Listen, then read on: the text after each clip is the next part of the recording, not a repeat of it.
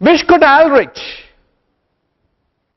Every entrance we go, there is a question on Wiskott-Ulrich.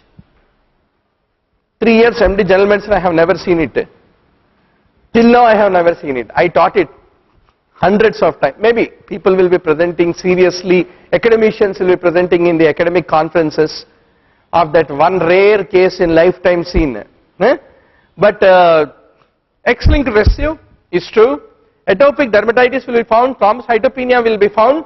How is the immunoglobulin pattern spread in Wiskott-Ulrich? IgM are typically low, IgA are typically elevated, IgE is elevated, may be elevated. So Ig is not decreased, which becomes acceptable, it is what you should be sure. Diarrheas and common colds, doctor, two dangerous entities for the human life. You had fever with little common cold and next day you found platelet count has fallen down to 5,000 or 10,000. Similarly, you had diarrhea, next day your lower limb joints are not working. So, diarrheas can be associated with extraintestinal manifestations. What are they? Yersinia can cause reactive arthritis. Campylobacter diarrheas are followed by Guillain-Barré. Shigellas and Campylobacter and Yersinia can cause glomerulonephritis following an episode of diarrhea.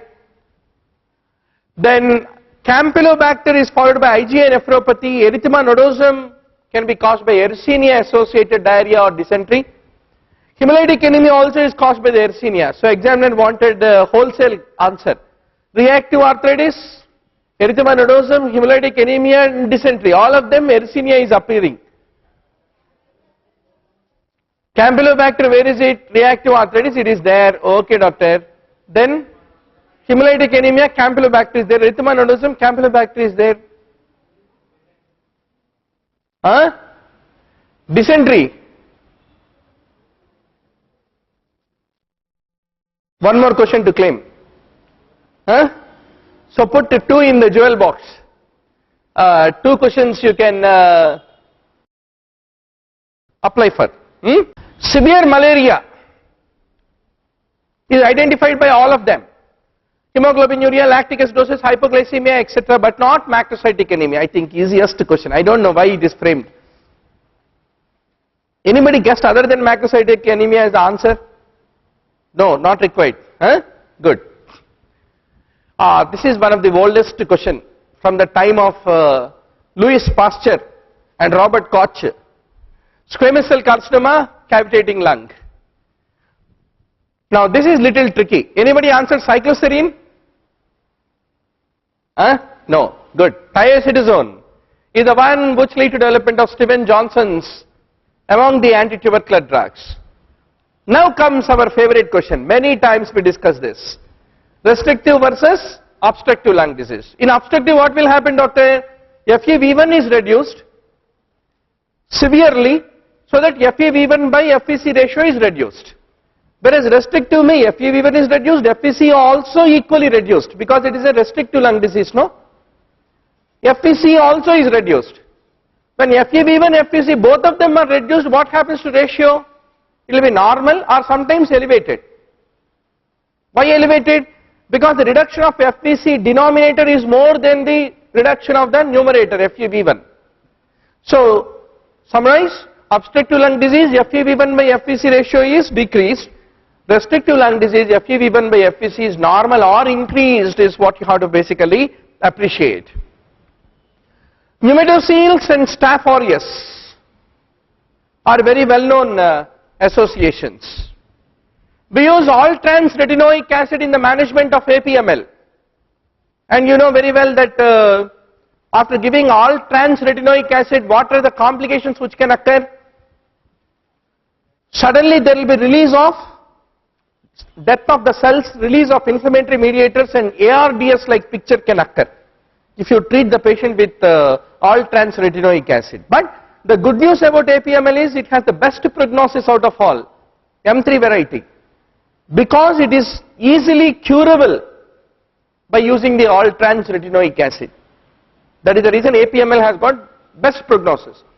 But APML can turn very dirty and mortal. Why? Because of the DIC, which is the morbid complication of the APML. If you can manage the DIC carefully with FFPs, everything, and treat patient with all-trans retinoic acid, he will recover and go back home. Huh? Now what is transmitted by body louse? Here also all of the above are true. All of the above or all of the above only. I am still apprehensive. What is that one question where all of the above is? Already we finished that? Oh, there all of the above is there, but still only primary biliary cirrhosis was there. Okay. I think that is a easy question. Fourth option, examiner was not getting time what to put. He can put fourth another connective tissue disorder, no? But he is afraid, especially for the autoantibodies, rarely any connective tissue disease can cause any autoantibody positive. So that is the reason he is worried to put fourth option as another connective tissue disorder. Now primary immune response is IgM, secondary is basically IgG. Cryptosporidium, Isospora ballii and Toxoplasma, they are all basically called as opportunistic infections. There are two organisms which have a helical symmetry. I am not sure what is there in examiner's mind. You have any better answer? Fundamentally, doctor, you have naked icosahedral, naked helical, enveloped icosahedral, enveloped helical. There are the 5 different structural symmetries.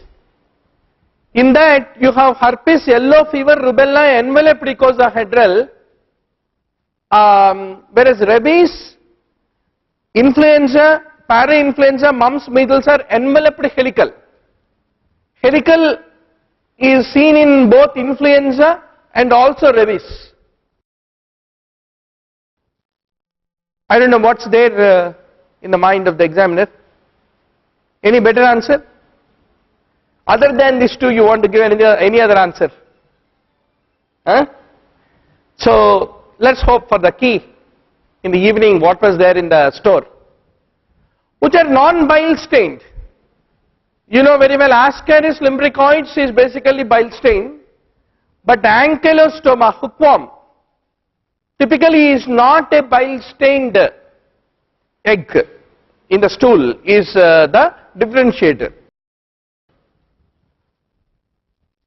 One question on retinal detachment will definitely be there. Causes of retinal detachment. Many times we reviewed, no doctor? Huh? So, rhegmatogenous, exudative, tractional. In tractional retinal detachment, the plastic cyclitism and retinopathy of prematurity, proliferative diabetic retinopathy and Yields disease retinopathy, they all basically are the causes in tractional retinal detachment, which becomes the answer. Munson sign is typically seen in keratoconus. You all know. Now, which bacteria is capable of invading the normal cornea? Very normal question. Gonorrhea, gonococcus, diphtheria, you know very well. In trachoma, single dose azithromycin is sufficient to extirpate the organism classically. We use the EDTA for treatment of the band-shaped keratopathy. One of the Sunday tests we had a same question, because our neighboring states, Karnataka, Kerala also will be giving similar questions in their state entrances.